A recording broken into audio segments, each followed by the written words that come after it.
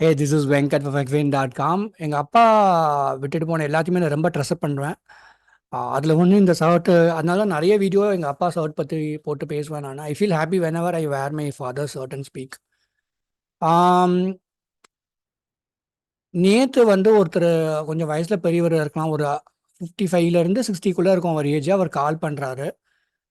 என்ன வந்துட்டு ஒரு ப்ராடக்ட்டில், அதாவது லைஃப் இன்சூரன்ஸ் சேவிங்ஸ் ஸ்கீமில் ஒரு 2 லட்ச ரூபா ஒரு ப்ராடக்ட்டில் 5 வருஷமா 7 வருஷமா பே பண்ண சொல்கிறாங்க. அதுக்கப்புறம் நல்ல இன்கம் கிடைக்கும்னு சொல்கிறாங்க அப்படிங்கிறாரு.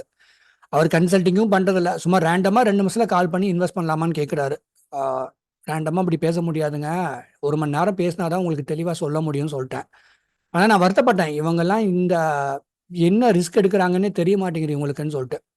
நான் இன்ட்ரோ முடிச்சுட்டு கன்யூ பண்ணுறேன். உங்களுக்கு அது health insurance, pure term insurance, mutual fund, early retirement plan, எதில் இன்வெஸ்ட் பார்த்தீங்கன்னா நம்பருக்கு மெசேஜ் பண்ணுங்கள், அவ்வளோ கன்சல்டிங் ஃபீன் கேளுங்க, அப்புறம் ப்ரொசீட் பண்ணுங்கள். Thank you so much Tamil Nadu for understanding that. அதுக்காக இந்த மாதிரி வயசில் பெரியவங்க தான் அப்படி தப்பு பண்ணுவாங்கன்னு நினைக்காதீங்க. நிறைய பேர் even when they are young they do some pathetic financial mistakes. Life insurance கம்பெனியில் சேவிங்ஸ் போட்டில் இன்வெஸ்ட் பண்ணலாம், தப்பு கிடையாது. பட் எப்படி பண்ணணும், என்ன பேலன்ஸில் பண்ணணுங்கிறது ரொம்ப ரொம்ப முக்கியம். That is what I always try to express. Okay. So இது வந்து ரிட்டையர்மெண்ட் பிளானிங் வந்து 30ஸ்லேயே ஆரம்பிக்கலாம், இல்லாட்டி அட்லீஸ்ட் 40ஸில் ஆரம்பிச்சிருங்க. அதுதான் பெட்டராக இருக்கும் உங்களுக்கு. Thank you for support guys. Okay, இவருக்கு வந்து ஒரு 60 வயசு இருக்குன்னு வைங்களேன். யாரோ ஒருத்தர் வந்து சொன்னார் 2 லட்ச ரூபா வருஷம் வருஷம் இன்வெஸ்ட் பண்ணால் 5 வருஷத்துக்கோ 7 வருஷத்துக்கோ அப்புறம் எவ்வளோ லட்ச ரூபா கிடைக்கும்னு சொல்கிறாரு அப்படின்னு சொல்லிட்டு. என்னோட வீடியோ ஏதோ பார்த்ததா சொல்கிறாரு. அவர் கன்சல்டிங்கும் பண்ணல. எனக்கு என்ன வருத்தம்னா, he is not understanding what is into. ஒருத்தர் வந்துட்டு எனக்கு தெரிஞ்சு he was working in as a professor in Coimbatore, ஒரு பிஹெச்டின்னு நினைக்கிறேன் அவர். அவரே பார்த்தீங்கன்னா இந்த மாதிரி ஓரளவுக்கு அவங்க பசங்கள்லாம் வெல் செட்டில்டாக இருக்கிறாங்க. அவரே வந்துட்டு ஒரு ப்ராடக்ட்டில் அவர் பேரில் 1,50,000, ஒய்ஃப் பேரில் 1,50,000 போட்டுட்டு அப்புறம் 3 வருஷம் கழிச்சு எனக்கு கட்ட முடியலன்னு பெய்டப்பா பண்ணணும்னு கன்சல்டிங் பண்ணியிருக்கிறாரு. இந்த மாதிரி நிறைய பேர் இந்த லேட்டர் ஏஜில் தேவையில்லாமல் ஏதாவது ஒன்று பண்ணிக்கிறாங்க. பண்ணுறது தப்பே கிடையாது. Most important thing is what is your income source.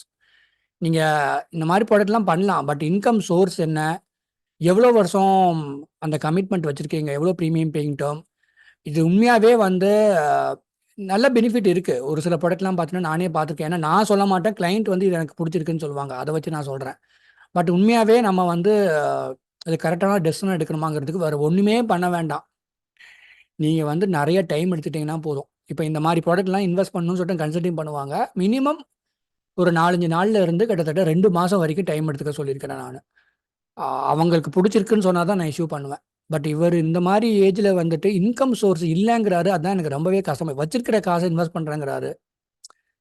இவங்களுக்கெல்லாம் நம்ம மியூச்சுவல் ஃபண்ட் பற்றி எஜுகேட் பண்ணி, அதுவுமே பயமாக இருக்கும் நமக்கு, என்ன இவங்க புரிஞ்சுக்குவாங்களா நம்மளான்ட்டு. ஏன்னா உங்களுக்கு கொஞ்சம் டயர் 2 டவுனில் இருந்து வயசில் பெரியவங்க பேசுகிறாங்க. அதனால் நீங்கள் கன்சல்டிங் பண்ணால் கொஞ்சம் சேஃபாக என்ன பண்ணுறதுன்னு நான் சொல்லிக் கொடுக்குறேன் அப்படின்னு சொல்லிட்டு விட்டுருவேன் நான். ஆனால் வருத்தமாக இருக்கும், ஏன்னா இப்படி பேசுகிறவங்களே கன்சல்டிங் பண்ண மாட்டாங்க. அவங்க ஏதாவது பண்ணுவாங்க, அவங்க மனசில் தோணுதை பண்ணுவாங்க. ரிட்டையர்மெண்ட் பிளானிங் ரொம்ப கன்சர்வேட்டிவாக தாங்க பண்ணணும். எனக்கு மியூச்சுவல் ஃபண்டில் இன்வெஸ்ட் பண்ணுறவங்களாம் ஐஎம் எம்எஃப்டி ஐ நோ. நீங்கள் இப்போ if let's say I am investing my own money in my mutual fund or stocks or what it is, I know what risk I am taking. ஒரு mutual fund டிஸ்ட்ரிபியூட்டராக இருக்கும் போது தான் அதோட responsibility ரொம்ப ஜாஸ்தி. இப்போ எனக்கு ஒரு கிளைண்ட் இன்வெஸ்ட் பண்ணிட்டாங்க, அது நெகட்டிவ்ல போகுது, அப்படி பார்த்துட்டே தான் இருப்பேன் நான். அந்த ஃபண்டை வந்து கேன்சல் பண்ணிக்க சொல்லிட்டு வேறு ஃபண்டில் இன்வெஸ்ட் பண்ண சொல்லாமான்ட்டு. நான் லாங் டேர்ம்ங்கிறதுலாம் எனக்கு நம்பிக்கையே கிடையாதுங்க. என்னை பொறுத்த வரைக்கும் லாங் டேர்ம்ங்கிறது 7 வருஷம். இந்த 10 வருஷம் 15 வருஷத்தை பற்றி பேசவே மாட்டேன். Things will happen. இந்த 7 இயர்ஸ் ஸ்லாட்டை வச்சு தான் பார்ப்பேன். அதனால என்கிட்ட என்னோட கிளைண்ட்டுக்கு எல்லாமே வந்து பார்த்தீங்கன்னா என்னோட ஸ்ட்ராட்டஜி எல்லாமே ரொம்ப ரொம்ப கன்சர்வேட்டிவாக தான் இருக்கும். நான் சூஸ் பண்ணுற ஃபண்ட்ஸு எல்லாமே. Because I have a mindset that what if something bad happens to the economy of this country இந்த நெக்ஸ்ட் 5 இயர்ஸ். ஸோ அதை வச்சு தான் நான் பார்ப்பேன். இது நெகட்டிவாக திங்க் பண்ணுறது கிடையாது, ரொம்ப பாசிட்டிவாகவும் திங்க் பண்ணக்கூடாதுல்ல.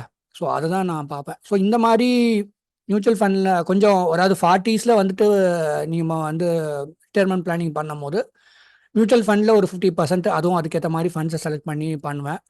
மிச்சம் 50, அட்லீஸ்ட் 30-40% வந்துட்டு டேர்ம் பிளான் அந்த ஏஜில் எடுக்கிறது யூஸாக இருந்தால் எடுக்கலாம். இல்லை அப்படி அது வந்து வர்ச்சுவலாக சில்ட்ரனுக்கு எசட்டை கிரியேட் பண்ணும் அதுக்காக. இல்லாட்டி என்ன பண்ணலான்னா ஏதாவது சேவிங்ஸ் ப்ராடக்ட்டில், அதுவும் ரொம்ப குவிக்காக வர மாதிரி, மேக்ஸிமம் ஒரு 15 இயர்ஸில் ரிட்டர்ன் வரணும். 20 இயர்ஸ் ரிட்டர்ன் வரது போடலாம். அதுக்கேற்ற மாதிரி அது வந்துட்டு முன்னாடியே அவங்க வித்ட்ரா பண்ணிக்கிற மாதிரி இருக்கணும் அந்த ப்ராடக்ட்ஸு. ஸோ பார்த்து பார்த்து தான் செய்யணும். அதுவுமே உடனே இஷ்யூ பண்ணக்கூடாது. நம்ம ஒண்ணு சொல்லணும்.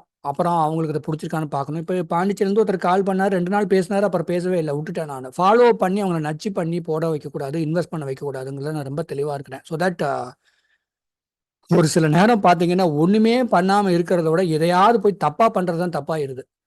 இந்த மாரி நெறைய தப்பு பண்றாங்க. ம். I don't know why it is happening. எதையுமே ரொம்பவும் நம்பக்கூடாது. ரொம்ப நம்பாவும் இருக்கக்கூடாது. கேர்ஃபுல்லா இருந்துக்கணும். தட் இஸ் இட்டுங்க. உங்களுக்கு ரிட்டயர்மென்ட் பிளானிங்ல மிஸ்டேக் நெறைய பேர் பண்றாங்க. 20ஸ், 30ஸ்ல இருக்கவங்க கூட. ஆ அப்புறம் மியூச்சுவல் ஃபண்ட்ல இன்வெஸ்ட் பண்றவங்க டைரக்ட்ல பண்றேங்கிறாங்க. எனக்கு லாங் டெர்ம் தாங்கிறாங்க. என்னுடைய கிளையன்ட்டும் லாங் டெர்ம்னு சொல்லுவாங்க. பட் இருந்தாலும் அவங்க லாங் டெர்ம்னு சொல்றத வந்து நான் எப்படி மனசுல எடுத்துக்குவேன்னா, 5 இயர், 7 இயர்ங்கிற மாரி எடுத்துக்குவேன்.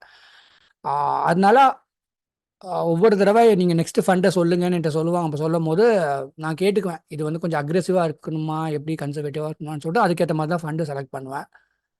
So mutual fund distributor also plays a role in helping client create an alpha. That is what I can say. If you think I deserve to take care of your funds, uh, you can always message me. We could speak. Thank you so much. நல்லா இருங்க. Good luck to you. இந்த பெரியவர் வந்து பேசினது 5 நிமிஷம் தான். But அதுக்காக இந்த வீடியோ பண்றேன். Thank you so much. நல்லா இருங்க. Good luck to you.